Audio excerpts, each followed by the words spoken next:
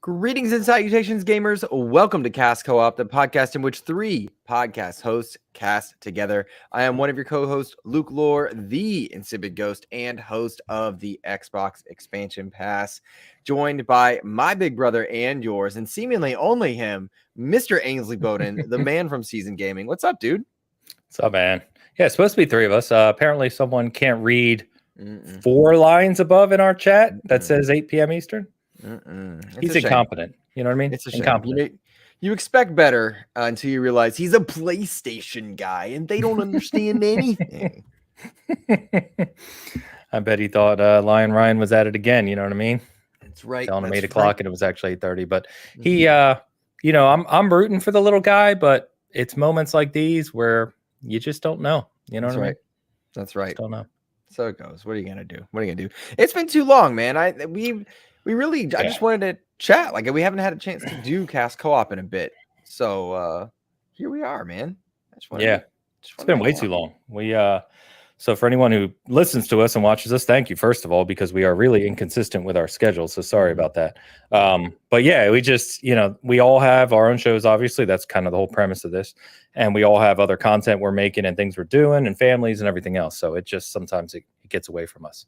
It's true.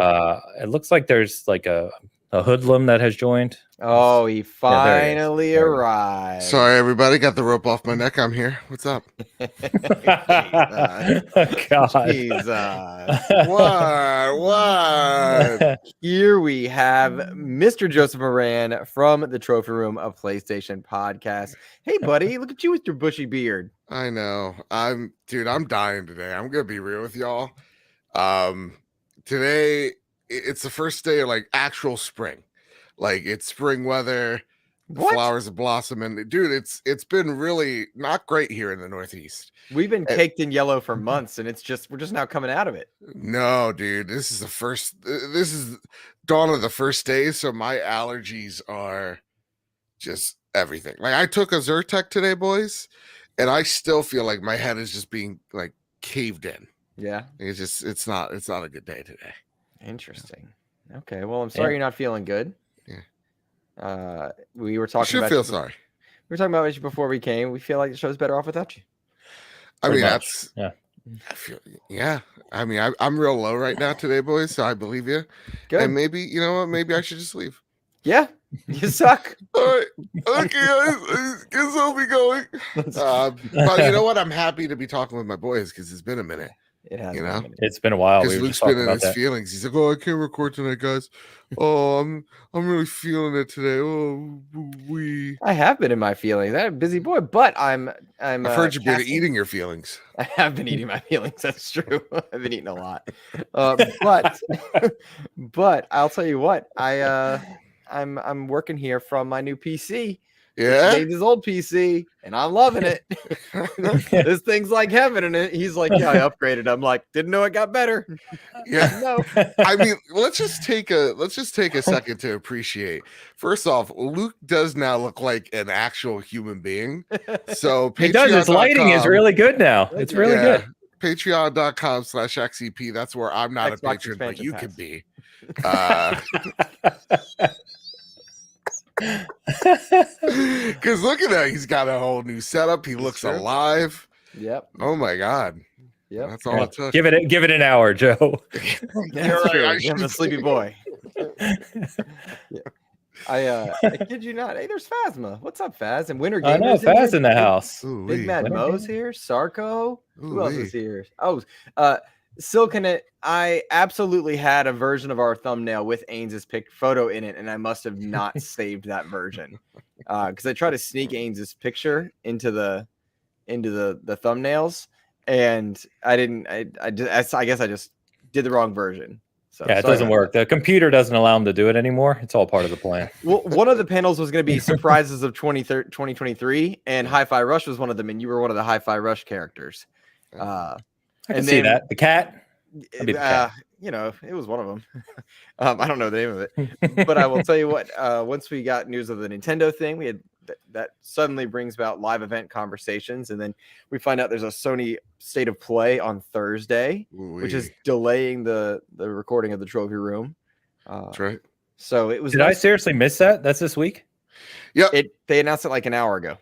Yeah. Oh, I definitely missed it then. Okay, cool. It's literally just Final Fantasy 16, 20 minutes long. So like a deep dive. Yeah. Okay. So think of it akin to like the Ghost of Tsushima or The Last of Us State of Plays, which is like 20 minutes though is a lot. So yeah, and they've shown quite a lot of that game already. They're really confident about it. And I'm for the first time in a long time. Not first time in a long time. First time since Final Fantasy VII Remake, because I'm not a Final Fantasy dork, that I'm actually like really hyped for this game. Like I'm excited. Yeah. I don't think you're gonna keep it. Yeah, I think you're excited because it's PlayStation news, but I don't think that's gonna stay with you. You don't think so? I don't think so. All right, fair Final enough. Fantasy is one of those fickle things that like gets you or doesn't in the moment. I don't think it stays with you. You don't strike me as that. Well, because usually it doesn't, because I'm not like into the turn-based combat, but because they've went so hard into like it almost seems like akin to like something of a Devil May Cry situation in terms of its combat, and I think it's the same like combat director there or whatever. That's what has me really excited. So the combat, from what I've seen, has me excited. Okay, that's fair. That makes sense. That makes sense. Yeah. I'm I don't know. I'm mixed on this one. I want to be excited for it. And when they first showed it, like, was it 2 years ago now? They showed like the more classic theme Final Fantasy, kingdoms, chocobos, that type of stuff that really gets me into Final Fantasy. And then they kind of went into the Devil May Cry action combat, and they lost me a bit. I'm sure it'll play well. I don't doubt that. The guy, I forget his name, the director of Devil May Cry, who does the combat, he's brilliant in that sense. That's not right. No, it's not Shinji. Yeah. It's I forget his name, but anyway, so I don't know. 15 did nothing for me. I played that original demo and I was like, nope, not at all. But I'm hoping this one captures my attention. But it's going to be a busy summer, boys, so it's going to have to be real good to get my attention away from Diablo. So we'll see. And honestly, that's like my only fear is like Diablo is going to it's going to devour all of my free time. Yep. So I have no idea how that game's gonna fare. Like I was actually looking at Diablo 3. I was like, can I plat that game before going to 4? I actually think I can. It's not an impossible platinum. I'm hungry for more Diablo after beating it. Yeah, or sorry, playing the beta. Yeah. Would it help if I tell you nobody cares about trophies? I mean, no, because people do care. Like there's a whole community around it. You know, it's trophies are nice. Fair.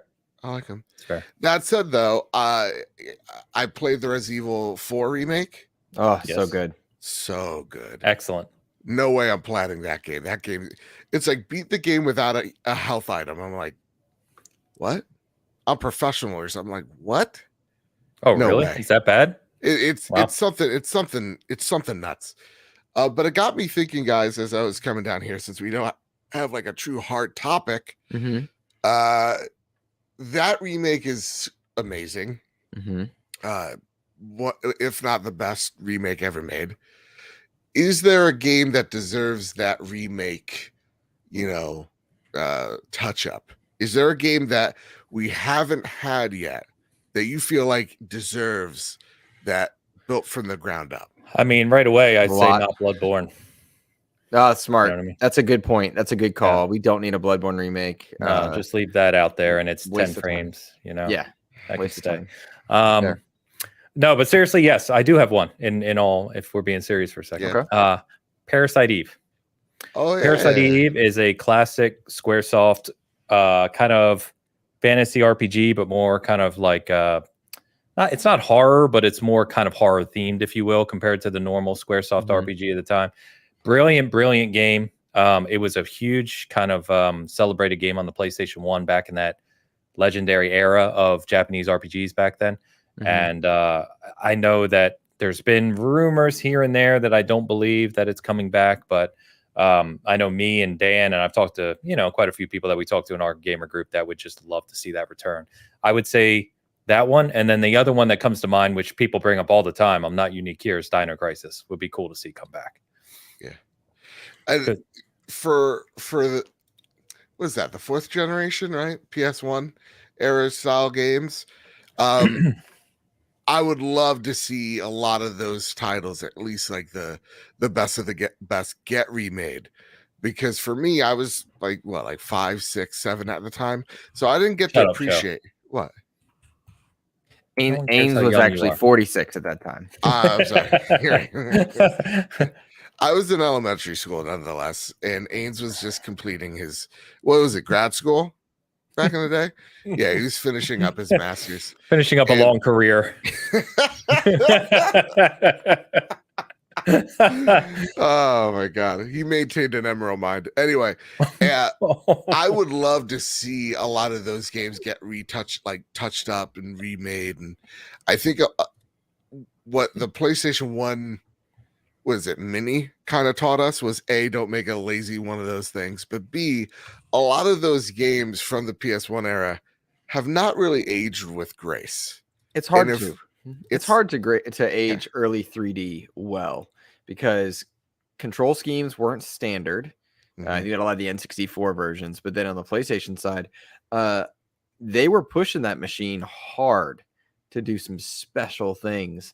And because it was the first of its kind, we remember it very differently than it looked. Yeah. PS1?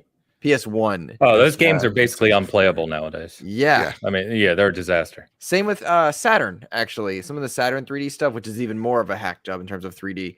But I have these really fond memories of like seeing Saturn games in magazines or at the store, or going and seeing like stuff. You remember back at like the old Targets and Walmarts and even Kmart, if you can believe it, where you'd play, but you'd be at the kiosk and you have to look up because the TV was up high. Of course. You know? And those games looked incredible to me at the time. And then I go back and I see, and I'm like, ooh, no, they don't. But I still want that. Like, I'm seeing rumors of a Jet Set remake. I don't know if you guys saw that. I have no idea what that would look like in 2024, 2025, but I'm excited for it. And I didn't really even play the first one. But seeing the quality of a lot of these remakes, it's just like, yo, I'm in. And Joe, like, to answer your question, I feel like it's a common answer, but we already got a great version of a remake in Metal Gear Solid with the Twin Snakes. Yeah. I still want another remake of that. Like, that story, that game is so compelling and good. I'd love to see a Metal Gear Solid make a return. The problem is that carries a lot of baggage with it. Sure. Metal Gear is a tough call, because you've got Metal Gear on some systems, Metal Gear Solid on some systems, Metal Gear 4, which is the best of them in terms of gameplay, is locked onto a PlayStation 3. Which is a shame. That's a really good game that not a lot of people could play, and the story is just ridiculous. So, that's my initial answer. You want me to hear me piss off a lot of people? Sure. The only Metal Gear Solid I like is 4. I love 4. 4 is awesome. Surprising. You didn't like 1 though. You didn't like 1. I really thought it was overrated even at launch. No. Wow. Everybody in the comments, please drag this man. Yeah. I don't have a horse in the race because I never really gotten into Metal Gear. I always say this, and I get a lot of shit for it, but my first Kojima game, like actually giving it a solid shot, is Death Stranding. Oh, wow. Okay. Yeah. I mean, Metal Gear, obviously, way back in the NES days originally. But Metal Gear Solid, when it came out on PS1, was like one of those games that kind of changes the industry. Like, you can't deny that, right? Yeah. It like blew people's minds at the time. But I was just never enamored with it. I had it. I played it at launch, PS1. Metal Gear Solid 2, same thing. Just never did anything. And then 4, what I liked about 4 is they really focused on kind of character building and combat. That just the combat and kind of the gunplay was way better in 4, even though the cutscenes were effing ridiculous. Yeah. But yeah, I still have my first PS3 was the Metal Gear Solid bundle. 4. Oh, really? That's cool. Yeah, that was my brother's. My brother was actually pretty big into Metal Gear. I love him. I'm with him. Yeah, for me, I couldn't at the time. I like stealth was just not my jam. But now I feel like as I've gotten older in age, I very much dig a stealth. Like, just give me the stealthy way. If I can just like kill people like a goddamn ninja, Give me that route. So I feel like I'm with you, Luke. I would love to see a Metal Gear remake because now that I've grown to appreciate stealth-based combat more, I could be on that. That said, I would love to see a Splinter Cell remake as well. You know, Ubisoft got some stones. Make something that's not an open world Assassin's Creed game, for the love of God. Man, 4 years ago, I was singing Ubisoft's praises, dude. Yeah. Rayman was firing on all cylinders with some quality platformers. We were seeing small projects get funded. I forget the something light game that was like a very narrative based, like poetic. Oh, Child of Light. Child of Light was awesome. Yep, Child of Light was in there. You had Assassin's Creed doing well. This was the Black Flag era. They were trying things, which I liked the game Starlink a lot, but they had some problems. But you were seeing even Immortals was kind of a part of that, like that run of years where it was just doing a good job making games. And now I think Capcom has taken that over, and Capcom's like, no, we're not going to miss. Like, heck, here's Exo Primal. It's not Dino Crisis, but it's fun for some reason. We don't know why. Don't explain it. It's cool. Anthem and Dinosaurs. Funny enough, shout out to Faz. Immortals Phoenix Rising review of ours on Season Gaming. Faz did. It got picked up by a bunch of people at Ubisoft. It's still to this day one of our most read reviews ever on the site. That's awesome. That's cool. That's cool. Very cool. So 6. That's great, dude. I'm so happy. No, I don't know what that thing. It's at tens of thousands of. Oh views. wow! That's Okay, cool. hot damn. You know, I went on this like Sega kick a few months ago, which meant I was downloading and playing a lot of like old games, early 3D era games, and I tried Nights into Dreams. You guys remember that game? Yeah, big game. That was like Saturn's game, apparently. Like, again, it was one of the highest rated games of like that generation. Like that's in the mid 90s meta.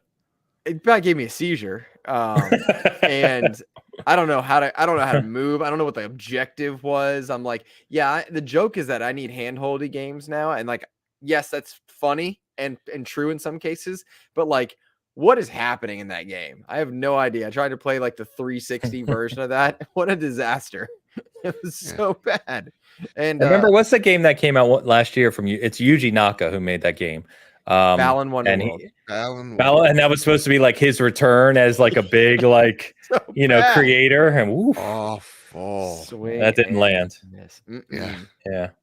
Part of me wants to see it. I'll like try it. You know, you should. Part of me. It's fun. It's fun to experience that kind of stuff. Yeah. Because I was like, I was trying all these old things, like the old Hydro Thunder. Remember that Dreamcast? Yes. Let's go. Loved that game. Yeah. But I was just seeing all these games that I thought were visually just incredible, and I'm like, you remaster this now, and you're getting a different game because you can't. It's not playable the way that it is currently exists. What is one of those games where you're like, games are never gonna look this great? I saw like one of those start trending on Twitter, and a lot of it was like Super Smash Brothers, like. So like there was like a Legend of Zelda, like Twilight Princess or something. I got one. What's that? Soul Calibur on Dreamcast. Yo, that was when that game released. It was we had never seen anything that impressive. Like that blew everyone away. Dreamcast was a great system. God, it really was. Yeah, it just got crushed. I remember. So like when you're a kid, you get that feeling a lot, right? Spider-Man. Logan, sorry, didn't mean to interrupt you. Yeah, Resident Evil, when it went to the GameCube, definitely a good call. That was one of them. That's a really good call, dude. Remember GameCube was getting like the big Capcom 5 or whatever, and then it turned into 4. But like still, Resident Evil 4 on GameCube, that was incredible. This is old, like young Luke, but I remember it was either I think it was Shadows of the Empire where we were playing on Hoth. Yes. No, yeah. You're in 3D and the snow speeder and the walkers are actually walking and you're just like, wasn't that Rogue Squadron or am I misremembering? They did well, every good Star Wars game has a Hoth level, just to be clear. But you did it in Shadows of the Empire, and that was a lot of different gameplay styles throughout that game, which I really want that game to come back. Thanks to the PC aids, by the way. I'm playing that game. But then they did it again. They did another Hoth level in Rogue Squadron 64. And that blew the Shadows of the Empire one away. And like you could literally put them side by side and be like, what is this trash? And as a kid, I was like going from those moments to Metal Gear Solid, which is like a movie. There's credits, and I'm just like, what are video games? Because that to me was the coolest. And wrestling games were a big deal, but it was PlayStation versus 64, PlayStation 1 versus 64. Yeah. So there was a lot of actual like magazines side by side. Which one looks better? Yeah. It was cool to be growing up during like the dawn of 3D games. For me, it's like the beginning of like HD quote unquote gaming, like when consoles started to get HDMI ports, like that type of stuff. I will never forget when the 360 premiered the Call of Duty 2 trailer, where you see the guy's face and it's like in D-Day, and I'm like, what? That's a video game? Like that looks real. I remember when you're rushing Normandy and there's like smoke and bonkers. And our minds were just being blown. I remember that was like the talk of our town in our middle school at the time. It was like, look at this 360, look at what it's able to do. And then Gears was that too when they debuted Gears of War and Graw. Yeah, Graw. Ghost Recon Advanced Warfighter. Remember? That was before Gears. And that was to showcase the power of the 360. That's literally part of the origin of Insipid Ghost was Ghost Recon Advanced War, because like smoke effects, and you could throw, and you could your enemies wouldn't be able to see you through smoke, and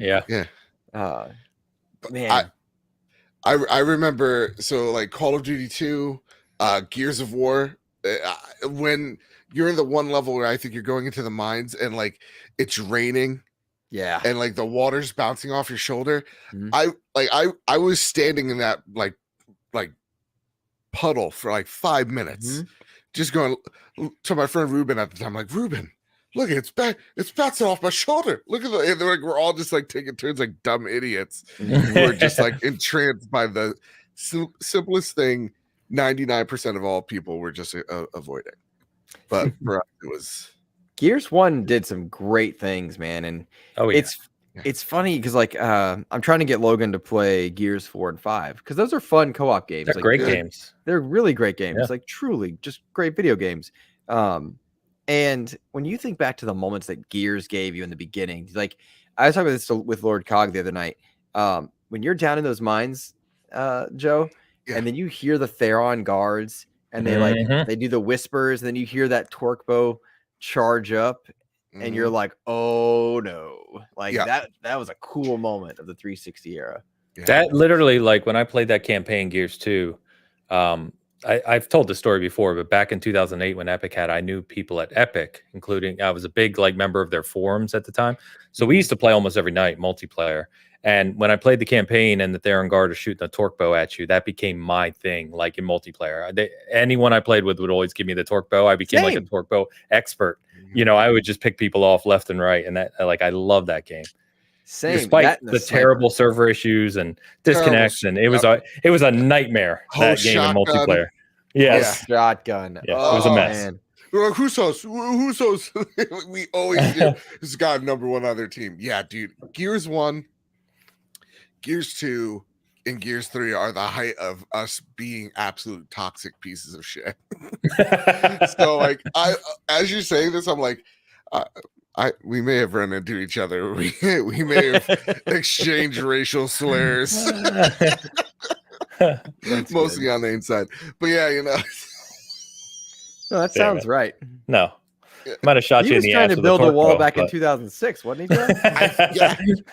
I was playing the horde mode. I was getting into the mentality. You know what I mean? Like, got to stop them. You know? I get it. All right. Let me take you to a different era, 16-bit era. Okay. My favorite era. Great era of just great licensed games and stuff. But do you remember?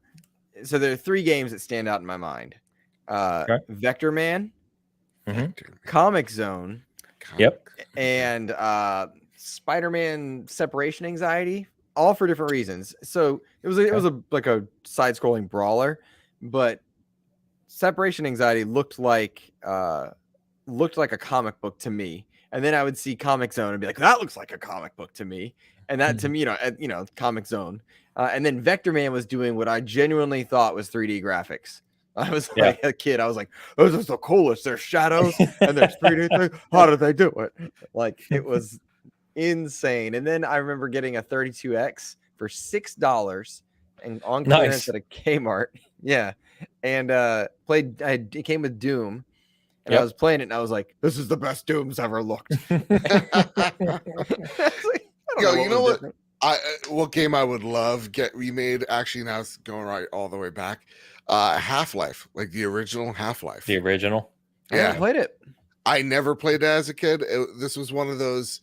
My mom really did believe in the rating system, so my brother could play. I could only watch because somehow that's not as bad. And like my brother would just hog the PC console. He's like, "You're not even allowed to play this, Joe. You can watch me play, but you can't. You really can't do it. It might corrupt your mind if you press the button." Yeah, it's right. It's whatever. So get off me my gateway computer. I'm hacking the mainframe. There was nothing worse. Well, this is going to take a dark turn, but I remember being actively pissed off at the two Columbine shooters because everybody was like, they played Doom and like they had like hacked Doom or whatever. They called it training. Like that was just some dumb news story. But I was like, don't ruin my game. I'm slaying demons. Talking about. And after that, every time there's one of those awful events, video games get blamed when it's obviously, the source of the matter. Yes. And we every time like there's a news story. I remember one 60-minute goddamn thing of like they were showing Halo. It was like, could Halo be, training kids to do dumb shit? And I was literally standing in front of the TV again as a kid, passionately like I was filibustering 60 minutes. Like I was filibustering Ann Hall. She doesn't know what she's talking about. First off, this level of the library is broken and everybody hates it. But like I'm a pretty peaceful kid. I just like my Legos in there. Like I remember those days. You just kept talking into the night. You didn't let her stop you. Like Joey changed the channel. You don't understand, Hitman. You're an assassin. It's what he does. Yeah. You're trying to help the You're trying to stop the Exactly. demons.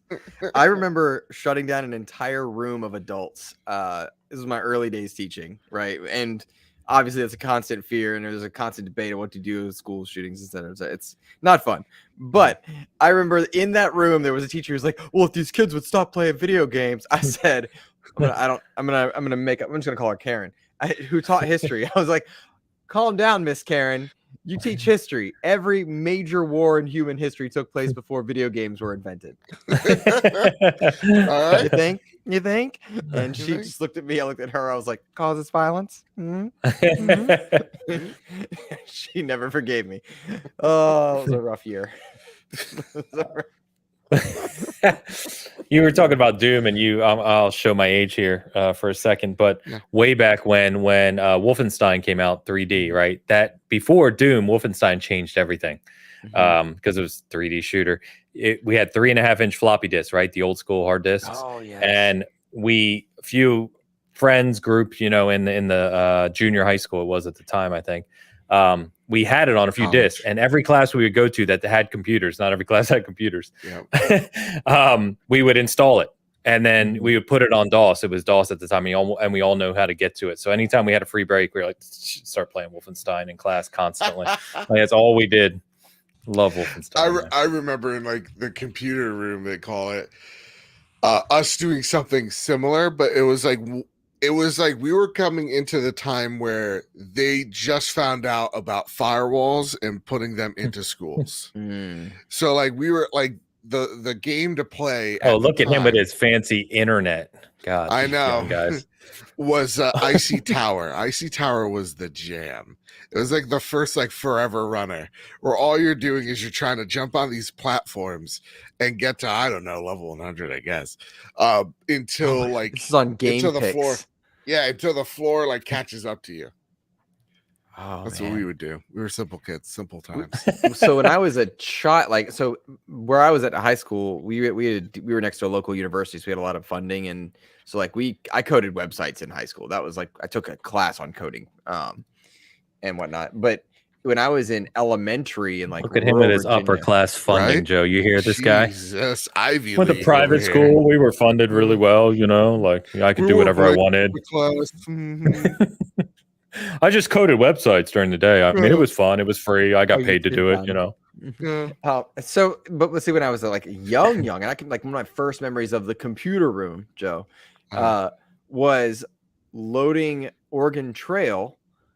But Ains, when you said floppy disk, I mean like they were actually the floppy, the like five and a quarter floppy disk. Actual floppies, and like you had to do multiple. I think you'd like put a couple of them in to play Oregon Trail. And all I wanted to do was play the hunting. All I wanted to do was hunt. That's all I wanted to do because it was a shooter. But do you have enough room to carry that much meat? It's heavy, dude. I did not. Many times I did not.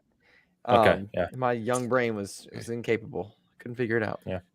So you got your family killed. Good job. Yep. Hey, Luke, I got a question for you. Yeah, man. Hey. What's going on with Nintendo? What did they just announce today? I don't know. They announced that they were going to have an in-person event for the first time in years. Okay. Ooh. Yeah, I should probably pull this up. Hold on. Yeah, pull this up. Talk to me about this. I'm going to talk to you about it, but I'm going to pull it up first. Side note, typing on this keyboard is it's loud. It's a joy. I'm sorry. I'll mute next time. Yeah. So Nintendo is hosting its first in-person event. It will take place in years, by the way. In-person event is in September, where attendees can play games and take part in tournaments, see stage shows, and take photos. Nintendo Live 2023. It will take place in September in Seattle, following the show's debut in Japan in 2022. So some odd wording on that one, but in short, the bottom line is Nintendo's coming back to in-person events. This is going to be in Seattle. The whole take photos, see stage shows. It sounds like they're doing their version of an E3. And I'm curious if this sets a standard for the industry in any way, the way that Nintendo Directs did. Because now we're doing state of plays and we're doing a whole bunch of other relevant stuff. Is Nintendo going to set a standard here or not? So I'm curious there, but I'm excited to see in-person events come back in general. Yeah. Interesting. Seattle, 1, and interesting 2, September. Not usually a time of year that we think about big in-person events. We already know that Xbox is going June 11th, right? We don't know exactly what that looks like yet, but they've made that announcement, especially for Starfield, and kind of their normal hour-and-a-half show or whatever. PlayStation just sits out in left field as usual, it seems. But September, Seattle, Nintendo. I'm curious to see what this looks like. I'm on the site right now. It looks like they have a live stage. They're doing tournaments, obviously games. So, So do we think this is like do we really think this is like an E3 level thing or more like a PlayStation experience? Because as you're reading it, I'm like, this seems more to me at least akin to a PlayStation experience where it's like, yeah, you'll get maybe some announcements here, but mostly it's about like meeting the developers. It's about seeing rad indies or seeing, partners that have partnered with them out on the show floor. I saw somebody joke like akin to like, yeah, I can't wait till everybody gets here and, at the kiosk, it's Splatoon 3 at Mario Odyssey. Right, like where do you think this lies? Do you think we're going back to, hey, we got Miyamoto on stage, he's going to announce the next Mario? So Nintendo is not ready to announce key details like dates, ticket prices, and the rundown of the show's events and games. There is a world where they show off Switch 2. There is a world where they partner with Xbox to get Game Pass on there. There is a world where you're playing Mario Odyssey and Splatoon 3. You know what I mean? Like with Nintendo, it could be anything. It's really up in the air. All we know is that it's happening. I don't know who it's for either. And I ask that question a lot about Nintendo, and I don't mean that in like a passive aggressive way, but summertime set aside for showcases oftentimes. What's coming out in and around September for Nintendo? Like, what's the reason for a showcase then? Is this an organizational thing? Because to my way of thinking, you'll see Starfield, Spider-Man 2 on the competitor side. What's Metroid? The move? Metroid what? 2? Metroid 4? Metroid Prime 4. Metroid Prime 4 you think is this year? Yeah, no, guys, agree with me. Shark Present chat, just agree with me. He counterpicked it. Metroid Prime 4. Yeah, I mean, there's with Nintendo, it's really up in the air. Yeah. I swear to God, if it's Animal Crossing something or another, I don't know why I'm getting upset here, but like Nintendo angers me. They anger me so much. I was actually flustered by the idea of it, but Luke wanted Peach to be kidnapped in the Super Mario movie. He's very upset. He's very upset. I just hope they stuck to the source material. Okay. Yeah, that's what he said when Peach was not in fact captured and the MacGuffin of the film. He said, "I just wanted them to stick to the source material. Right. I didn't need a girl boss here ruining this flick." Yeah.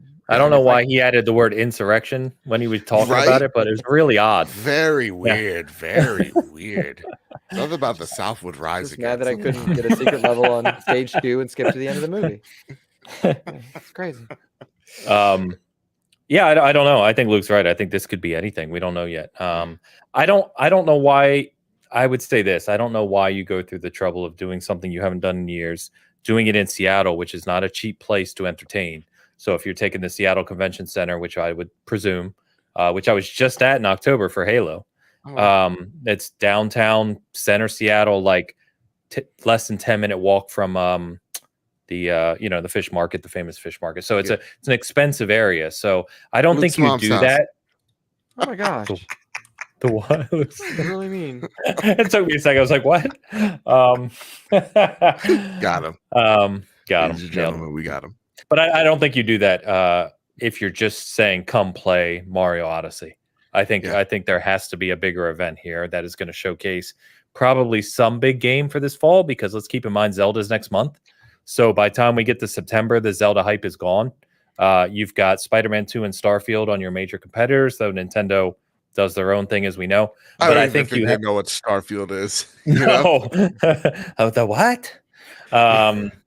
But I think that they probably announced something big for the fall. Switch 2, that's a push, but it would be cool. I mean, it'd be nice to get off of 2011 hardware at some point. Would be real nice, right? It would be real nice. So, okay, so the pie in the sky is we get Miyamoto out there, and I'm only saying Miyamoto because I don't know their CEO's name. Doug Bowser. Bowser. How can you forget Bowser? Bowser. He's the president, but like usually when they're announcing stuff, it's not like the president of Nintendo America. Oh, you mean like Nintendo, like Japanese CEO? Yeah. They get the old guy with the glasses out, and he's talking with his hands. Iwata-san has passed away. Exactly. And I was trying, and real talk, shout out to the Super Mario movie. Because don't spoil it. No. In the Iwata's in the credits. Okay, all right. Like in memory to you, like that guy was really, really influential there. I feel, I think the legend. You know what I mean? Yeah. Like you need that legend. Shintaro Furukawa is the current leader. I feel like that was the way he said it. Yeah. He had some disdain in his voice. Yeah, not okay. I'm sorry. Say that again, so I know. Not for the joke. I swear to God. It's on Google. He was up to it. He knew what we were doing. He knew what we were doing. Now we're done. So here's the thing. We've got Xbox is having an in-person event, sort of, right? We know media will be there. They've not announced a fan fest for this summer, which is much to my chagrin. Like, am I selling a kidney or not? Like, I'm trying to get there. What's happening? Flights are expensive. We need to schedule these things. So, like, is it or isn't it? But Nintendo definitely having an in-person event. Is PlayStation going to have an in-person event? Like, is that a thing that they're going to do? I would see one this year. But why would you do it September when you have the Game Awards 2 months later? Yeah. Or why not do it in conjunction? Do a PlayStation experience next to the Game Awards, or something. There are ways to get your fans involved and allow the industry to coalesce. Such a good question, because I know PlayStation has the patent again for the PlayStation experience, right? I have that trademarked. So do we see, okay, so now that E3's dead, right? We've officially killed it. And I don't want to go on like the hour 45-minute talk that Ains had on Bitcast 2 weeks ago. Did they let Ains talk this time? I mean, we'll see. No, we didn't get to the topic till an hour and 45 in. I'm Travis with bad opinions. Luke, you're Hogue with even worse ones. And again, Resident Evil 4 was overrated. I can't say Resident Evil 6 is the best. Oh, God, no. Love you guys. So with E3 gone, do you think possibly maybe Xbox Live event, a Nintendo Live event, or live event, and then a PlayStation Live event kind of supplements what is lost from E3, like because maybe it's cheaper for EA or Capcom or Ubisoft to say, hey, can we rent out a little square here on the PlayStation conference floor? Or can we rent out this little section here on the Xbox floor? Or do you think it's something just more fan oriented? I don't know. Any one of you guys can pick up this ball. I don't know. I don't think it replaces E3. It's a bad topic, Joe. I don't know. Ubisoft said they're Nintendo's doing their own thing. Ubisoft said they're doing their own thing. EA hasn't announced whether they're doing EA Play yet this year, which they usually do in June. Yeah. I don't think these companies truly know what they're doing. I think they're taking time to reevaluate their kind of potential ROI on events like this. And PlayStation's they just seem very focused on the money. Like it doesn't feel like PlayStation is in that place right now where they'll just do an event, even if they lose money on it, for the fans. I just don't see that out of them right now.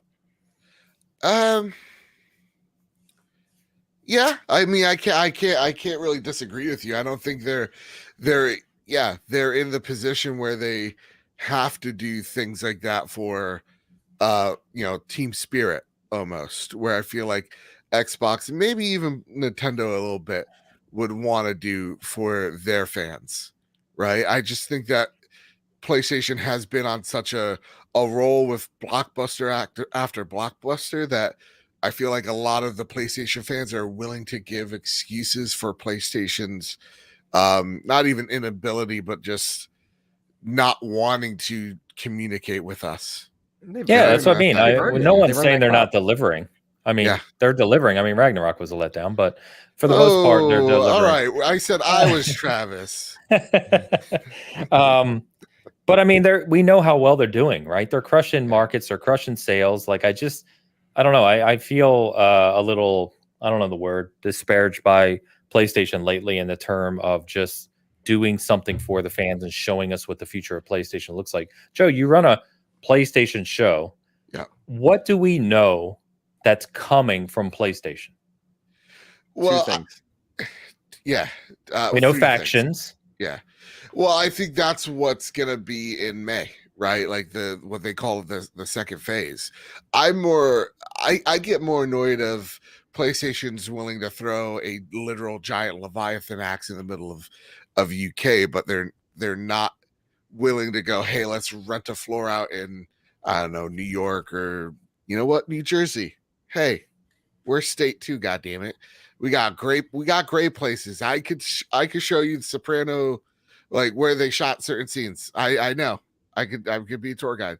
But like you could rent out a convention center for your fans for a weekend, and celebrate and have fans celebrate that. That's the thing that I'm a little bit more annoyed with by PlayStation, which is like, hey, you got this great thing. It's selling out like crazy. You're making the most money you've ever been.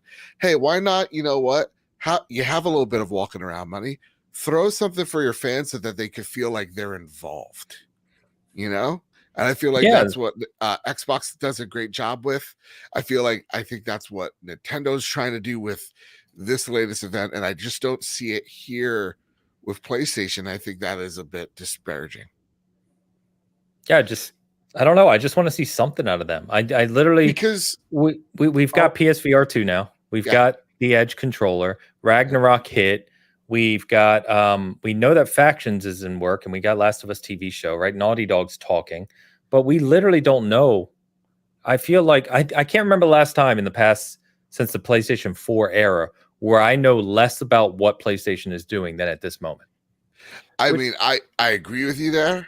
I would also say I think it's a reaction to, 2 things, like COVID, but also the one complaint we heard over the PS4 generation, which was, you showed us Spider-Man like 3-4 times. You showed us Death Stranding like 6 times. Like, you had these events that, or these announcements that kept on announcing. And I think PlayStation overcorrected there and went, okay, we're just not going to tell you until it is coming out in the next 1 to 2 years. And I think that's what you're having now, where what we have coming into the future is what we know for sure is Final Fantasy 16 and Spider-Man PS5, right? Yeah. And what we've shown you was, God of War, Horizon Forbidden West, Miles Morales, Sackboy, Demon Souls, and we delivered on all that. So I think when we come to May and we have that big showcase and we still have those big giant question marks, then we could go, okay, we're a little concerned, because I think you could go over to the Xbox side and go, well, I've seen logos for Avowed, I've seen logos for Fable, I've seen a silhouette for Perfect Dark, but when are those games coming out? And when you hear 2025, when you hear 2024, you're like, oh boy, okay. And knowing Xbox's production, sorry guys, some of those games are going to get delayed. So it's like the same could be said of, I have a vague idea what's coming to Xbox because I've seen title splashes and title screens, but I don't know what's really there, if that makes any sense. And not to sound like I'm a fanboy deflecting, but they don't need to. I think the difference is right now, Microsoft, we know a lot about what's coming in the future for them. And we've seen a lot of strategy shift because they had such a dry 2022. Yeah. So they didn't move consoles in nearly the same way as PlayStation, although it is trending above 360, which I think is interesting because 3 days ago I was looking at VG charts, which is a flawed source, mind you, but trending above the 360. Okay, cool. So that's a really great trajectory to be on. And then you see Benji sales coming out today. In short, Xbox is being outsold 2-1 right now in terms of console sales. Okay. Sure. Also makes sense when you look at the slate. I think the reason we don't know about PlayStation's slate, though, is, Ains, you listed off a ton of things PlayStation's done lately. They don't need the momentum. Xbox had to have proof in the pudding. Here's why you should buy our stuff. And they've not done a good job marketing at all in 2023. And I think a lot of attention, PlayStation and Microsoft both, the attention is just focused on the ABK deal constantly. I mean, for God's sakes, PlayStation put out 2 peripherals, the Edge controller and PSVR 2. And all we hear about is ABK, right? And I asked you guys when the VR2 came out, I was like, is this just me or is no one talking about it? And then because you curated timelines, and I was like, is it just me or is no one talking about it? And they specifically said, or people were like, no, some people were talking about it, but then traffic and stuff just died down on it. But still the units are selling, the consoles proper are selling, production lines are going.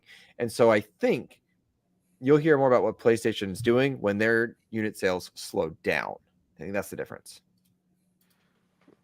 Yeah, but again, I think it's more of that show. I mean, you made terrific points, but I think again, if we still have those question marks at the time of that showcase, then yeah, I think. So you think the May showcase is going to act like a mini E3 style showcase for them? 100%. It is their E3 showcase. Yeah. Okay. That's a bold statement. You're talking about PlayStation? Yep. Like the next PlayStation showcase, not state of play, but showcase, it is their E3 event. Where you get to see some stuff. It'd be interesting to see what they've got in the hopper. You know what I mean? Because factions. That's what I'm talking about. Yeah. Like we know Final Fantasy and Spider-Man are coming. Like we've seen enough of those. What do you have long term? What is Sucker Punch been working on for 5 years? Ghost of Tsushima 2, baby. Let's go. That's fine. Let's see it. Yes. And make it better than the first one. I think we've seen sequelitis. How do you make something that's already perfect better? But I would love to see them try. Stop it. I think we've seen a lot of sequelitis from PlayStation. Proof is in the pudding, consistent, and like it's paying off. I'm not knocking it, by the way. It sounds like I'm dissing it. I mean, it's not a bad thing. They've had success with this, and so why stop it? So I expect to see Ghost 2. I expect to see, of course, the Spider-Man spin-off of Wolverine. I say spin-off, but like the next iteration of a superhero game. I expect to see the next thing of God of War. You can snooze all you want, but I mean, I'm not changing it. It's their best-selling stuff. Yeah, I mean, yeah. So I mean, I think that's what excites me is what's coming out of XDev, like what's coming out of Firewalk. I know we saw like brief glimpses of whatever the People Can Fly game is in very early development. Like there are a lot of new studios sprouting up in the UK that PlayStation is funding. So like there's a lot of things that they're working on, both second party and first party, even like Stellar Blade, which I tweeted out from the Trophy Room Twitter. Is like that's slated coming out in 2023. That game looks great, and I'm all in it for the plots. But more than that, like I'm really excited to see what XDev has to do. I want to see what PlayStation London's working on. I want to see what Ben's studio's working on, right? And I think you're going to get that. We're just being right now. We're losing patience because we've been wanting to see that from them for a minute now. Because I also think we see whatever like Blue Point's working on as well. I immediately see why you're excited for Stellar Blade. So I'm disappointed in you. What? You think Blue Point doing the MGS? Probably. That's what all the rumors suggest. Is it exclusive? Blue Point's owned by PlayStation now. But Metal Gear Solid is a troubled, like it's scattered amongst systems. Is my point. Sure. So yeah, I think Final Fantasy, you dumb idiot. That's my point. Luke. Yeah, of course it's gonna be a console exclusive. He's just giving you shit. Yeah, I think what Konami has talked about, right, is they are now in a place where they are licensing out their licenses, right? So I would assume that PlayStation paid Konami whatever the license is for MGS, so that they could have Blue Point remake it. That's not necessarily, I guess, in theory, stopping Xbox from doing the same, but who knows? But does Xbox and this is a question for you guys? You both are Xbox fanboys.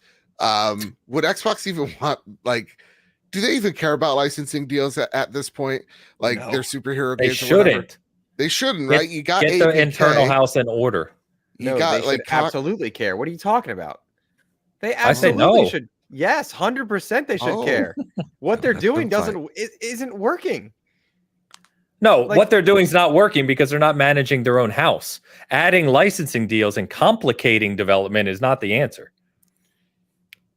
I think this is okay. So what you said is perfectly logical, but I think this is two different discussions, right? Okay. Managing house and having licenses is, I think, both important. Both of those things are important for success. Yeah. Are you saying they can pay for a licensed game and a developer to develop that game that they don't have to focus on? Or are they saying they need to buy licenses and use their internal resources to develop a game? They don't need to use internal resources, but they do need to license out exclusives. Okay, that's a different conversation. Yes, I would agree with you there. But my problem is, and I think we've talked about this, and many of us have at this point in time, is that they don't seem to be doing extremely well at managing their own bucket. And not Xbox proper, no. And I don't think that anyone's rooting for them more than us. And I want to see the best out of it, but we just haven't seen that. And will that change in the next year? Maybe. I don't know. Okay, hold on. Let me counterpoint our own thoughts. Because I agree with it. To me, it feels like they're not managing in-house well. But I'm going to counterpoint my own logic. Minecraft, still doing well. Minecraft Dungeons, Minecraft Legends, doing well. Forza Horizon 5 was incredible, badly marketed. But not nary a complaint. Even this lackluster, in terms of excitement, DLC is still fantastic. Right. Oh yeah, it's still actually one of the top 15 play games on Xbox Live every week. Right. So you have Mojang, you have Playground. Is it Playground? Yeah, it's Playground. Forza Motorsport, for all intents and purposes, looks like it's going to do well, but I mean we don't know. So that's I think that's a neutral. And then the new Forza. That's Forza Motorsport. Looks like. Yeah, sorry, I didn't know what you were referring to. Yeah, I think that's gonna blow minds. I really do. It looks like it will. And then we don't know what Coalition is doing. It's been a while since Gears 5 was sunset. Halo is the one that is troubled. Halo is the one that I think gives us that feeling that they don't manage well. Halo plus the lack of first party stuff that we felt in 2022. But when you take a step back and you encompass bigger stuff like Bethesda included and some of their multi-platform things, like Minecraft but Bethesda manages their own house. That's what I'm saying. So when you take a step back, it looks like we're okay because you've got Tango putting out a game. We've got the Hi-Fi Rush, Age of Empires, Redfall's coming, Starfield. But Xbox proper, I think. Really, I saw the Redfall gameplay and it looks really bad. No, I don't. I'm gonna break it down. I'm gonna break it down for you. Why I am not one to go and dunk on somebody that played it. Yeah, but man.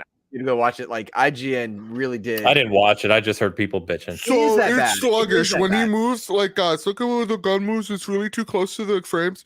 Like and then if he sadly, shoots and it doesn't make a good sound. Sadly, the IGN footage made the game look bad, which is a shame because there's a lot. I feel like Xbox should stop doing deals with IGN because they make the games look purposely bad because they're actually secretly getting paid from PlayStation and Nintendo. Captain Logan in chat says it's no secret. Labs. It's no secret. Everybody knows this. Everybody knows that. No, shut up. No, you shut up. You shut up. I'm making a point here. God damn it. Well, it's like we're on RDX or something. Listen, hey, listen. You listen here. You listen here. Everybody knows. Hey, Gaz, be quiet. I muted him. I wish I could do that on other shows. So Compulsion NX. I'm reading chat. So Undead Labs to me is a small studio. I don't think that's a mismanaged. I think that was always a small studio that punched with bigger projects. Sure. With Undead Labs they've grown a lot. They've hired, I believe, I want to say, if I remember correctly, they're up around 100 people now, way bigger than they used to be.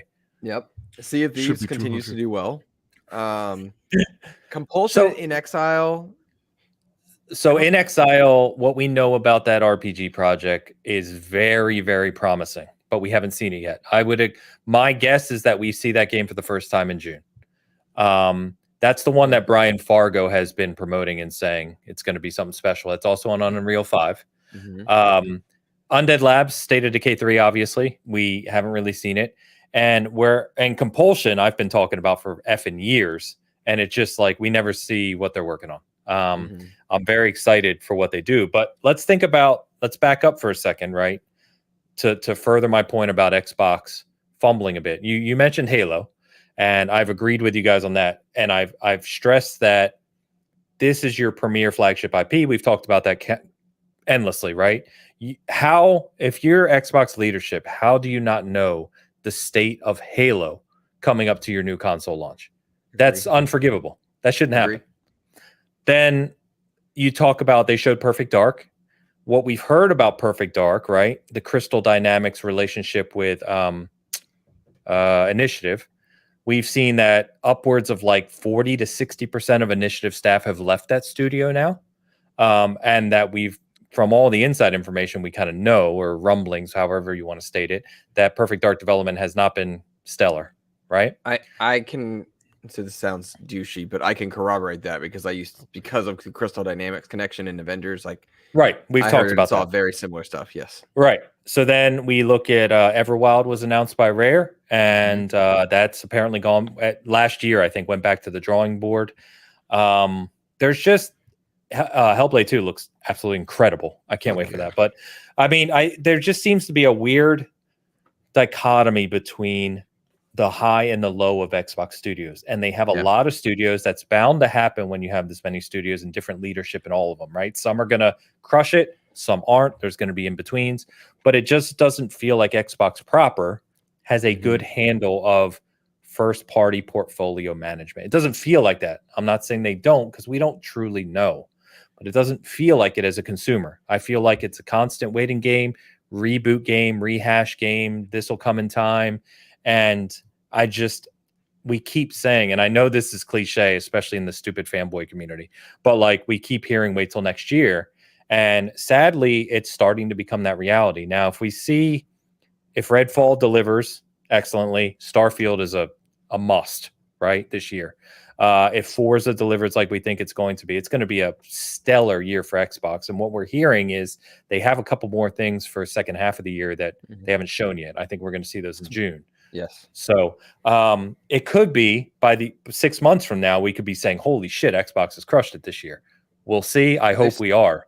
They started strong. When you look at two expansions, expansion to Forza, seasons for Sea of Thieves, Halo, content for Grounded, Tango Works' Hi-Fi Rush, then Ghostwire comes out, then also Age of Empires. Like they've had a lot. They're picking up, and I think that we want to see that acceleration, and we all know. I mean, guys, anyone watching us knows we're big fans of Xbox, and we want to see them do well. But you also have to be realistic, right? Don't be that one that makes excuses for them in every aspect. Be realistic, right? You're a consumer, right? They should be delivering on these promises that they've made, and the commitments that they've shown. Like Big Mad Mo says, we need to see what those 2018 studios were doing. I was in that audience at the 2018 E3 when they announced all these acquisitions, and that's Compulsion, Playground, Ninja Theory, Tango was part of Bethesda. Who am I forgetting? Compulsion, Playground, Ninja Theory, In Exile, and one more. There was 5. But what have we seen out of those studios in 5 years? A whole lot of nothing. Cap. Double Fine came with. We had Wasteland from In Exile. You had Wasteland. You had Psychonauts 2, which was already well into development. Mm-hmm. Yeah. We have obviously Forza Horizon, but that's a continuation of a series, right? So Compulsion hasn't shown a new game. In Exile's delivered Wasteland and some Bard's Tale and stuff like that. We have Ninja Theory has made what? They made Bleeding Edge, which died. Fuck yeah. Yeah, that was a project they bought, I think. No, they in-house developed it. But I thought it was like already a preset project. Yeah, it was a project that they had in the works, but they dropped or about to drop, and then Xbox came along. Went, how far are you in development for it? Yeah. They're like, this. They're like, we'll give you a couple mil. And it was a small team. Like I talked to that group at E3. Oh, and Obsidian. Thank you, Fishstring. Obsidian, which did Outer Worlds, of course, and Grounded, and Pentiment. There you go. Yeah. So, but I mean, think about the games we just talked through, right? In 5 years. Not enough. No, that's not. You know what? This is a different conversation, but I think Microsoft has a genuine marketing problem, like a bad marketing problem, because a lot of like Pentiment scores very well. The Forza I loved it. Expansion, awesome. The Forza expansion, very, very good. People don't talk about it. The love that Sea of Thieves doesn't get. I think the love that Tango Works deserved for Hi-Fi Rush, we didn't see. There should have been commercials.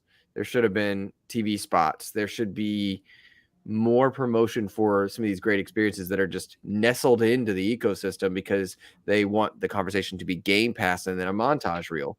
And I think that's a problem. And I think they rely too heavily on influencers to send word out about how good these things are. And that sucks. Like, and the wrong influencers. The wrong influence. Yes. Big. Yeah. More men.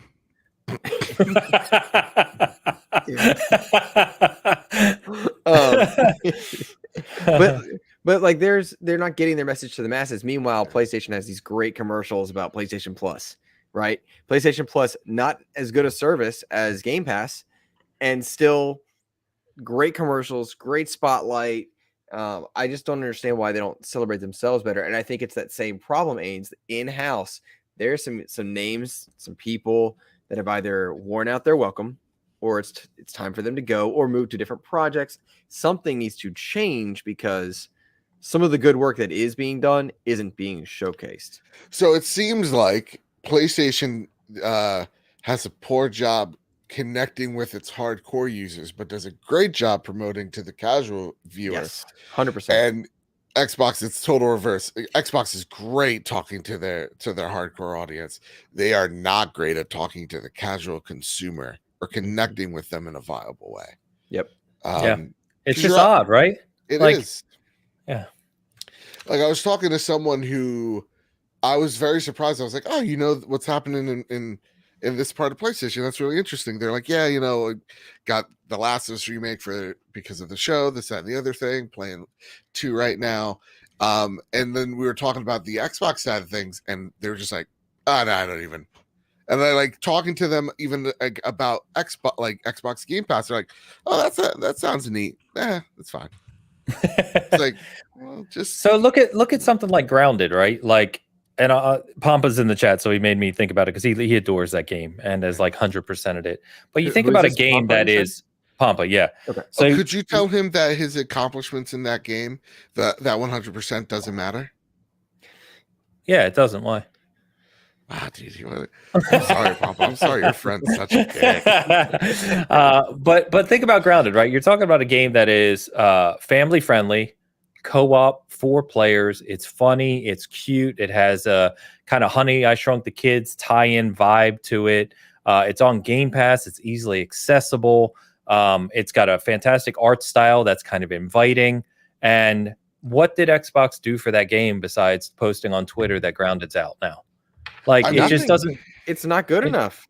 It just doesn't feel like, it feels like that game could have reached a much bigger audience. Mm-hmm. If I could say, I think this is one of those things like PR agencies do a lot, where they're just like, hey, we'll get you, like, we'll do this influencer campaign, because the big thing now is like influencer marketing. So like, we'll hit all the big streamers and they'll stream it for a day, and maybe some will hang on to it, but we'll stream it for a day. We'll get #1 on Twitch. We'll make a headline or two, and maybe people actually take a look and a gander at it, to then pick it up. And I feel like a lot of those views are kind of done, not just like, listen, influencer marketing is very useful, but they're just like, here's an exclusive staff or whatever.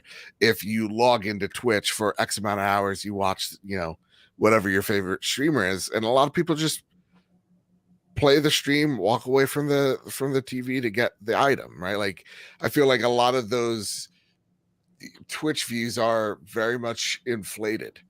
And I think what they really ought to do is, not just bank on a Twitter, campaign or a Twitch campaign, which is, hey, let's throw, what does this game market to? Why can't we throw Grounded on like a Cartoon Network, right? Mm-hmm. Commercial run. Right, Nintendo does it all the time. Why can't we get, a Forza commercial on ESPN? There are ways to make inroads there.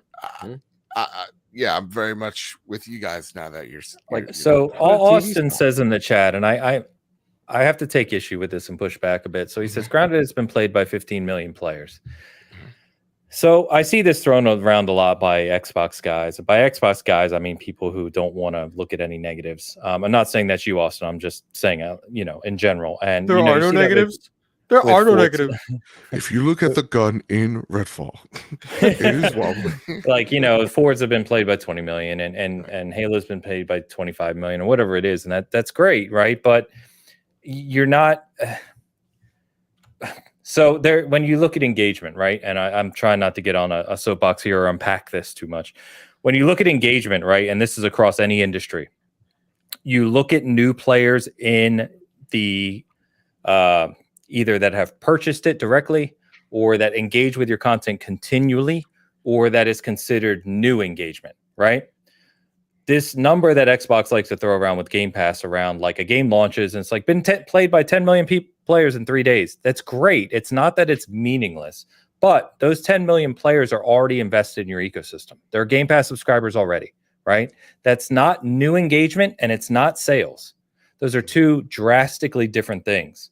And I think you need to be careful when Xbox celebrates that. I think it's great because you're getting eyes on the game, and that can stick in certain ways with some people, of course, but it's not the same as sales, and it's not the same as new engagement. And I think you need to be careful celebrating those types of numbers, because they're misleading in a way.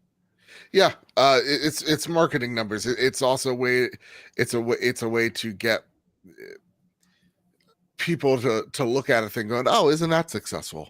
And you're right. It's like, played by 10 million people in 3 days. That's great. But how many people are playing Grounded right here, right now?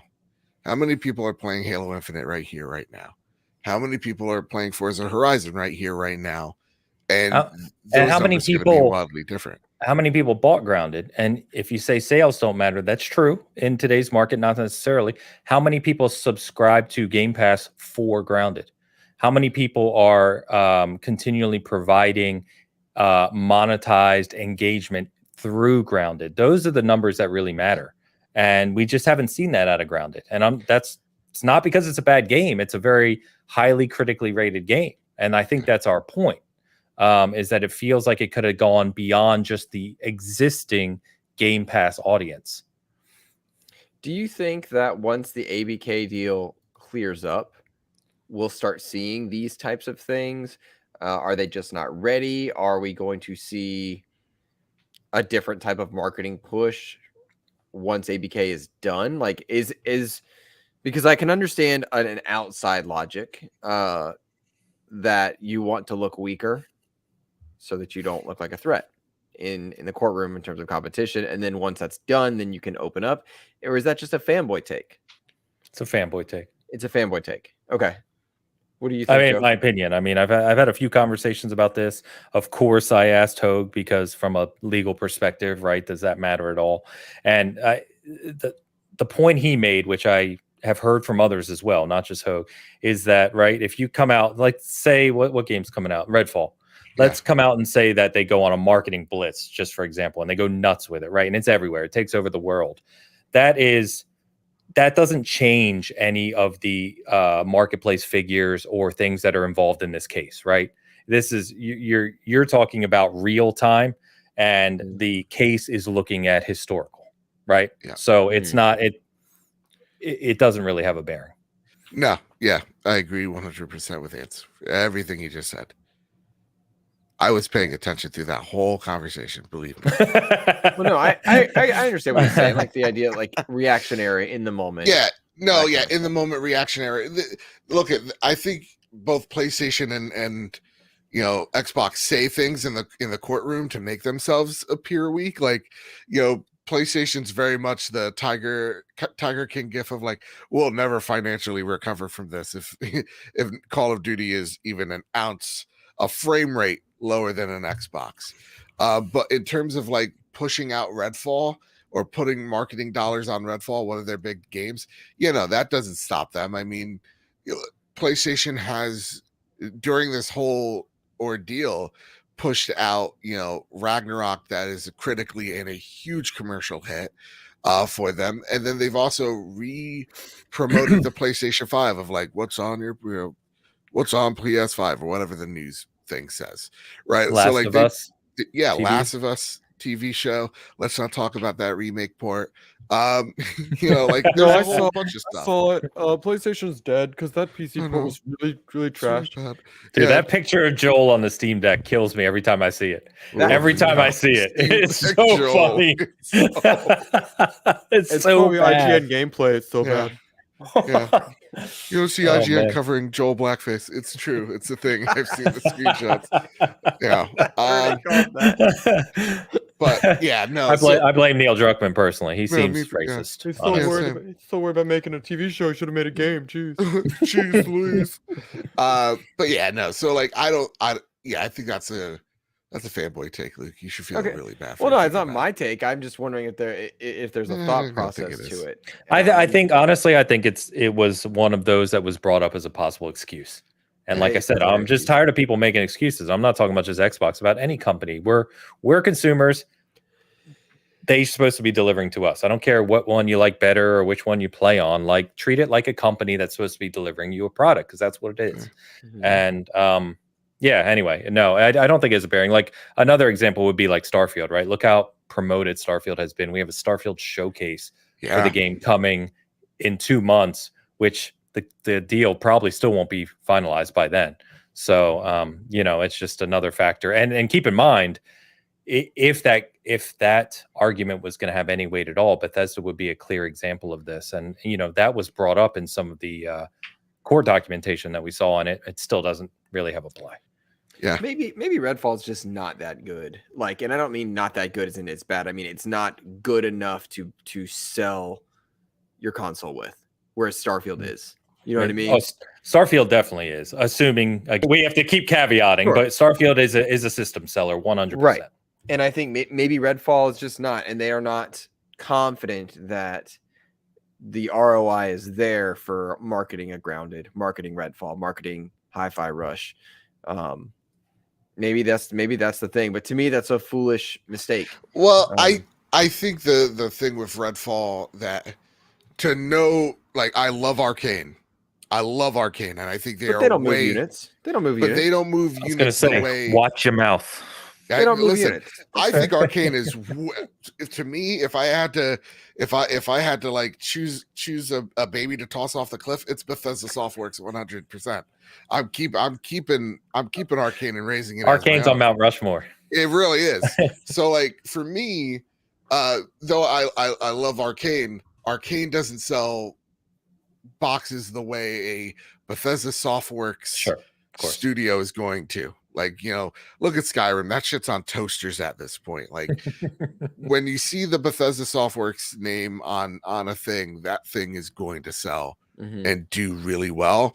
So I think they want all the attention on Starfield. Not to say that there hasn't been on Redfall, because there's been quite a bit, but Starfield's the thing. Starfield is the moment, and I truly believe Starfield is the make or break. Like, I think really? a lot of this, I think a lot of the strategy banks on Starfield being this thing you cannot avoid in September. I think the Starfield is the make or break for if Xbox will ever return to number one. Yeah. But Xbox isn't going anywhere. Like, they're not dying. They're not. No, like, I'm sorry. Let me rephrase. It is like if Xbox could be to be on the mountaintop again. That's the Starfield mode. They're not ever going away. But in terms of like, can they be number one? Can we see a resurgence of the 360 days of relevance for them? I think that is the moment there with Starfield. That's fair. Starfield could shift some tides for sure. And given the delay that we've had that we weren't supposed to have, technically now 2 delays, the game has to deliver. Has to. Oh, I feel It like has such a to. douche. How many delays did Halo Infinite get? You know, one, but it was a year. That's what I'm saying. Like, Yeah. Like, Well, I mean, Starfield's almost a year. that's my point is delaying it. It has to deliver. Oh, I feel see we've what you said this mean. before. Sorry. It's Yes. like, yes. My heart. Yeah, I don't know. I think I genuinely think it will. Like, I have this weird back of the mind hesitation knowing it's a Bethesda game and knowing that Bethesda games are traditionally buggy, etc. But I genuinely believe Starfield is going to hit at launch and it's going to blow people's expectations away. I really do. Question. So, okay. Yes, go ahead. Sure. So when the gun moves in Starfield, you think it's going to move as bad as it is in Redfall? I am hopeful for Redfall. Like, it looks like my jam. It looks like my kind I'm psyched of game. for it. Yeah, I'm stoked for it. Wait. But I want to like slight transition here to an adjacent topic. When you look at you look at April, early April through early May, it's disgusting how it's high ridiculous. quality. I know some of us we're playing games for review. Some of them are embargoed. Some of them have come out already. Ghostwire is tomorrow. Some PR people never even got back to me. Oh, sorry, buddy. I didn't mean to. I wasn't trying to kick a horse while I was down. I tried to work my way through it too. I was like, some of us are so better at talking and shooting their shot than others. I get it. Yeah, I suck at it. So yeah. So Ghostwire is tomorrow on Xbox. Minecraft Legends for all platforms. Play Ghostwire. Ghostwire is cool. Yeah, I'm excited to play Ghostwire. That one I did not play early. Looking forward to that one. Jedi Survivor and Dead Island 2 are both on the 28th. No, Dead Island 2 is the 21st. I'm sorry, 21st. I need to update my own document. They moved it up a week. Yeah. Smart for them. Good for them. Okay. Yep. Sorry about that. Thank you guys. And don't forget about Burning Shores for Horizons on the 19th. Yep. I don't know what that is. What? Oh my god. What is it?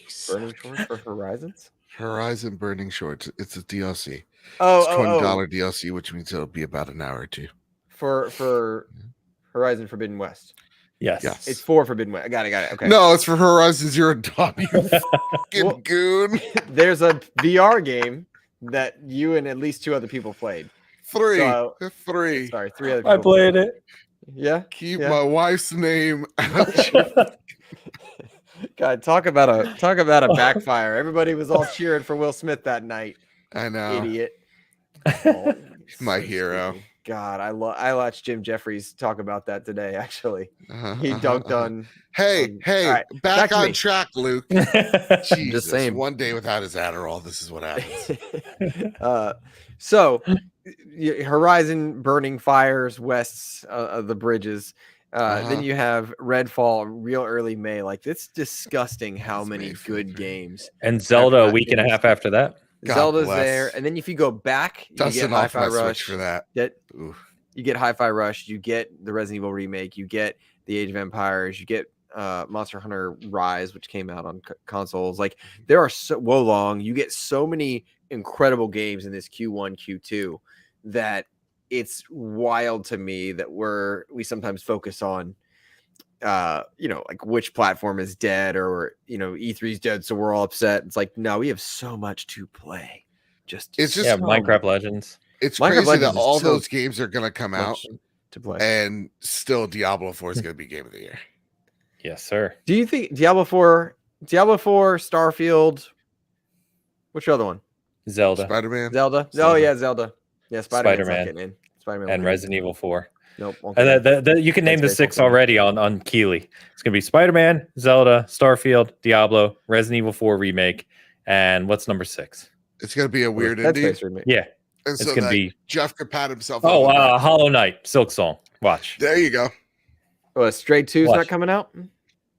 Stray 2? Jesus Christ. Watch it somehow gets on that list. They've got to have at least one indie game. I bet I'm willing to bet money right now that we've already nailed his list. I think you're right. No, I think you're 100% right. Maybe not 100%. Spider-Man, I don't know. Superhero games don't usually land on that stuff. You don't think Spider-Man 2 is going to be on Keeley's Game Awards? You're out of your mind. You are out of your mind. You're right. Luke. As soon as when you said Keeley's Awards, I was like, oh, you're right. Probably on that list. Oh, yeah, FS16's there. And if Hellblade 2 actually comes out this year, which is probably not. Cool. That would be... Dude, that trailer, man. That Unreal 5. Whew. And I want to also just highlight this because I've made digs, and maybe people who are new don't know that I'm really just messing around. Like, some of those games that you talked about are my most anticipated games, are Xbox games. Like, I am really stupidly excited for Redfall. Like, I cannot wait to play it. Like, if Hellblade 2 drops somehow this year, dude, that almost beats Spider-Man for me. Like, the original Hellblade is phenomenal. Yep. So yeah, no, it's God. We're in such a great is up there for me. Forza, being car guy, Forza is going to be one of my top of the year, bar none. Probably only, maybe third behind Diablo and Starfield. I want to give a shout out to Logan because he asks if Hogwarts. Great game. Great game. I don't think it was ever in the running though, for all the reasons. Not for a Keeley Award, and then. Should be. It's an amazing Star Wars. Genuine, like my thought on like why Spider-Man wouldn't win is why I don't think Star Wars would win. But I really feel like Fallen Order was robbed. Remember the timing of its release way back when? It came out like a week or so before the deadline or something about the 2019 Game Award. Oh, like Forza 5 got robbed same way. Yeah. And so everybody's like, well, maybe next year. And then nobody thought about it the year after. Like, does Jedi have a chance to be on there? Hi-Fi Rush does. I think Hi-Fi would be on that list. That game's so good. That game is so good. I really think what we usually see on the VGAs, the Keeleys, is 5 AAA big name games and then one that's kind of off on the side. Yeah. And I think he does that purely for marketing purposes. I know he doesn't pick them himself. I know that. But I think it just makes sense from a voting perspective that you take the biggest marketed games, which are going to be Zelda, Spider-Man, Starfield, Diablo. Yeah. But man, can I just get on the soapbox for a sec before we close the show out? Jedi Survivor looks awesome. Looks good. Looks really good. I'm not even a big Star Wars guy, and it looks great. Yep. I haven't heard anything about when the collector's editions are shipping, but that lightsaber is going to sit right here, right there. Nice, guys. Yep. You both got it, right? Yep. Yeah. My brother's he's already gotten the better one. And I'm like, I don't care. It comes in a cool case, Dan. Yeah. I'm in the Saber Guild. I'm like, I don't care, Dan. He's in the Saber Guild? He's in the Saber Guild. You should see the basement's filled with like lightsabers that are 1-to-1. Like the Rey saber that we have here is the Rey Skywalker? Rey Skywalker. Rey Skywalker. Yeah. Okay, Rey Skywalker. Anybody can wear the mask. Her saber is the 1-to-1 from the movie. They actually, Lucasfilm contracted the person that makes those my brother sabers to make the sabers in the movies. So for Rey Skywalker. Skywalker. That's very cool. For the Obi-Wan show as well. We have like all the 1-to-1s of Vaders and all that. You had a soapbox. I'm jumping on mine. Obi-Wan had some of the coolest Star Wars moments of any Star Wars anything, and they gave all the budget to Andor. Like, Obi-Wan deserved that budget. it I haven't watched either, but I'm here for the debate. So frustrated. But here, let me tell you what I've heard, and then you guys can tell me how accurate this is. Please. Now, keep in mind, Hogue and Travis debate Star Wars all the time. Yeah, and they're both wrong. It's amazing. And then Dan's a big Star Wars fan, so I get all three on Big Cast, right? And then obviously I talk to plenty of other people who love Star Wars. Here's what I've heard. Okay. Mandalorian season 3 is garbage. Haven't watched it. Jesus Christ. Obi-Wan was decent. Good. Nearly everyone tells me Andor is bar none the best Star Wars content that's been made in years. Correct. So boring. Well, wait, hold on, because if Luke says it's boring, that means it's probably good. It's probably good, and it means there's no lightsabers and there's not a lot of action. It's just pure philosophy. Yeah, a lot of philosophy, and that's Okay. not what I like. For me, I like the philosophy of the warrior Jedi. That's for me. Like that's what I love about Star Wars, and that's what I love about all the Star Wars books. Is like the new Jedi Order books were incredible. I like the philosophy of the Jedi. Yeah. I'm a martial and artist. this is like, the philosophy of the rebellion, and showing you the ugliness of what a rebellion has to do to succeed. Right. And I believe that the prison arc, the thing Luke didn't get to because there was no shooty bang bang, is one of the best arcs in television that I saw last year. And I've heard something similar. It was powerful, Ains. Imagine Hope persevering every obstacle, and then you get to the end, and it's no, hey. Exactly. I want to watch it. What are you doing? Yeah, what are you doing right now? But I was nuts. Ains, I've heard. Why would you do that? Well, because I'm amping you up. You cut me off. I'm not going to give you any more. You know, I will tell you. Yeah, don't spoil. So I will tell you. Ted Lasso dies at the end. I'll cut you. I've heard the same from that. Like people who like one side of Star Wars Andor is not for them, and vice versa. And I think that's totally a rational, normal thing because I like. All Star Wars is good Star Wars, but not all Star Wars hits for me at the right time. Like I'm not. I don't think it should.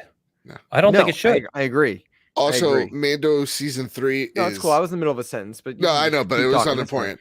Mando season 3. I'm still in the middle of a sentence. Decent. Hey, Travis, I'm talking. All right, sorry. Okay. No, what were you saying? Okay, so Mando season 3 is decent. Like there's some really awesome action bits in it. The problem with Mando season 3 is the pacing, and that people are reminded that this is a show for children. Those moments that are the ones that Star Wars fans don't like. So the big issue with Mando, I think, to me, and I think it echoes throughout everyone's kind of main thought, is the plot happens around Mando rather than Mando moving the plot around, and that's what makes it feel like he's doing nothing, because the plot moves regardless of whether the Mando does. I want to give a shout out. You know what Travis told me on that point, sorry Luke, about Mando, is he basically said that. Here's what he said. You guys can tell me if you agree or not, because I don't know if you listened to Big Cast. We actually talked about Star Wars Celebration on Big Cast. I didn't get to this week. This is one week I missed. So don't lie. No, I watch pretty much like every. This is the only week I haven't listened to you guys. No, it's okay. It's okay. Sure, I mute when Dan talks, but who cares?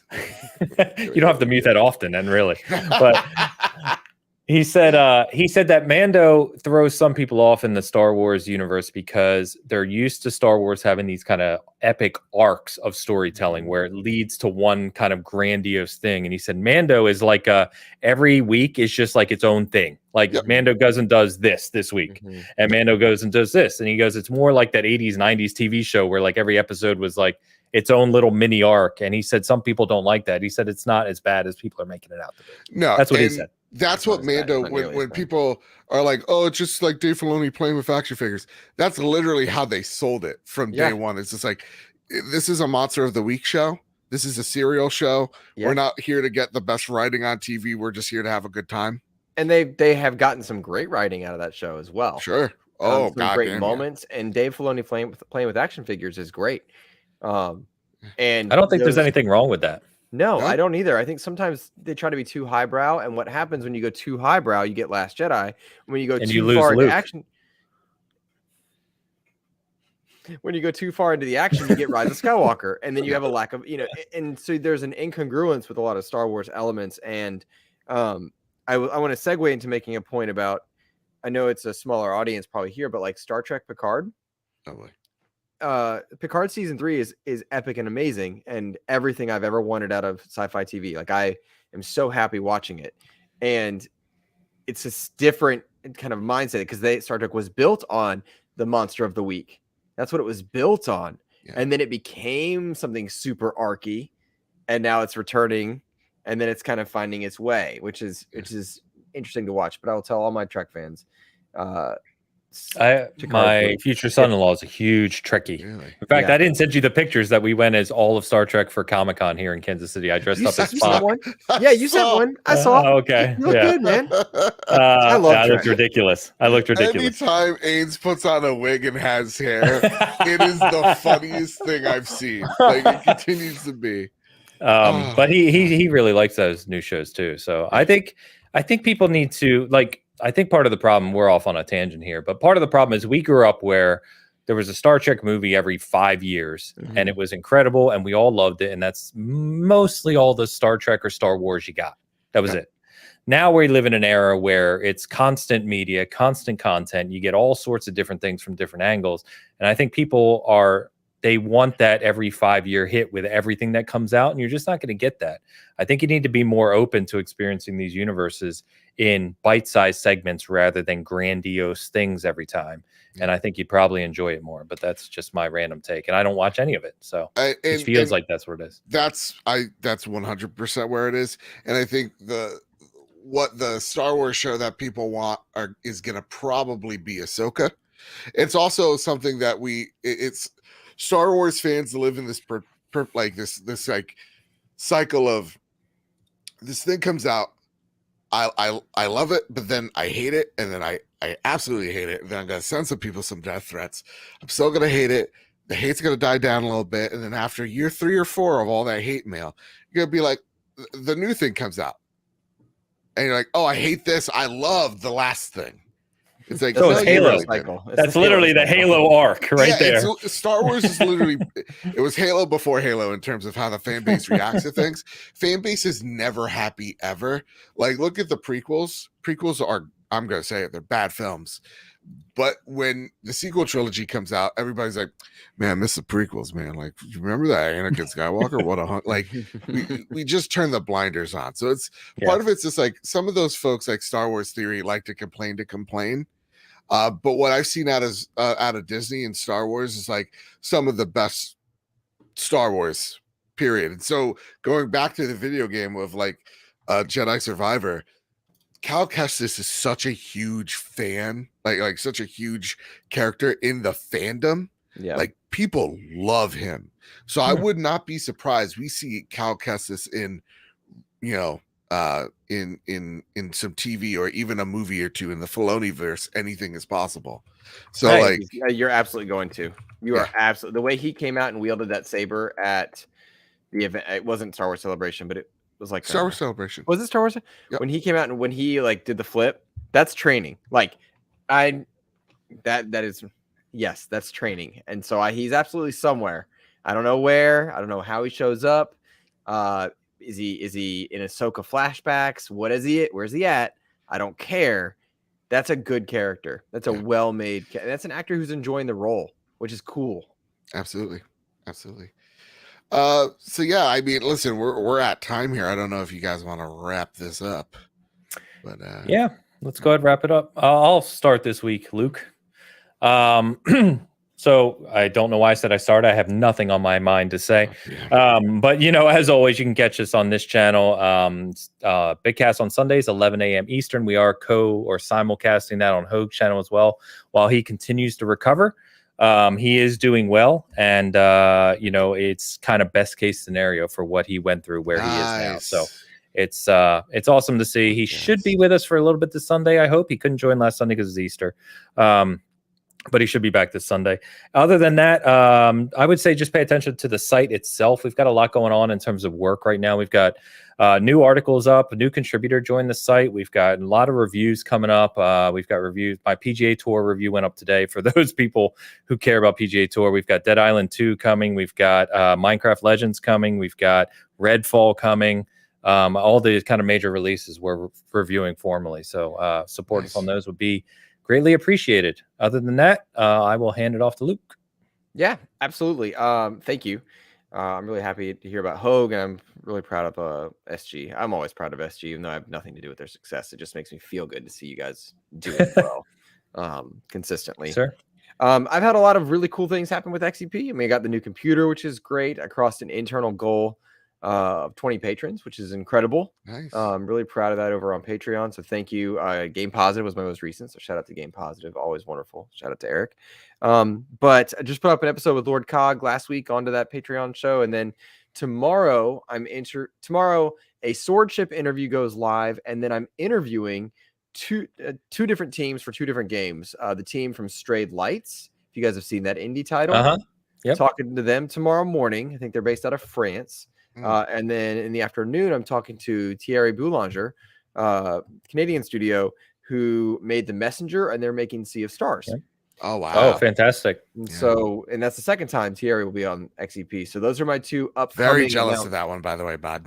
Thanks, man. That game looks great. That's September, I believe that's coming out, right? August. No, September. August. Oh, Sea of Stars is September?